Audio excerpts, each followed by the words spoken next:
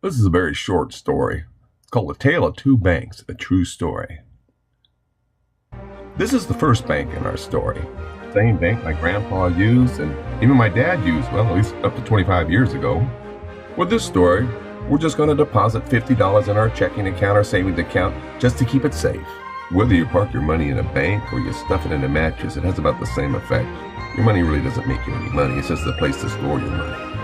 After you give the bank your money, you decide you're going to go on home, take care of some errands, pay some bills. Later that next morning, something unforeseen came up and you had to go back to the bank and take out that money you put in. And so the bank says, no problem.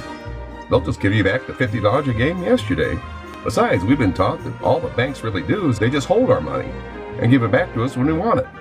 They're not really designed to make us money. At least that's what we've been taught our whole life. We've been taught what to think, not how to think when it comes to banks.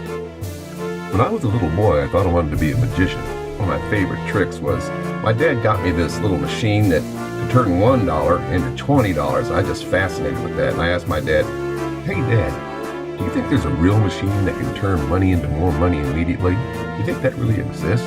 One thing I love about my dad is that he was a free thinker. He never told me I can't do something. He always told me, find a way to make it happen. I think at that moment the seed was planted in my dad's brain. And 25 years ago, my dad founded the Bank of You. Will Rogers was a humorist back in the 30s, and my grandpa loved him. He loved the fact that he just put complicated things in plain talk so regular people could understand it, and he didn't pull any punches. Here's one of my favorite quotes. It isn't what we know that gives us trouble, it's what we think we know that just ain't so. My dad always said if it sounds too good to be true, then we need to dig a little deeper. The second bank in our story is the one my dad started 25 years ago. It's called the Bank of You. It works a little differently than that old bank. We'll use the same scenarios we did last time, except this time we're using the Bank of You. So when we put our $50 in, what we can do is we could go back later that day and pull not $50 out, but we could pull $100 out immediately. Let me repeat that. Not $50 out, but we could pull $100 out immediately.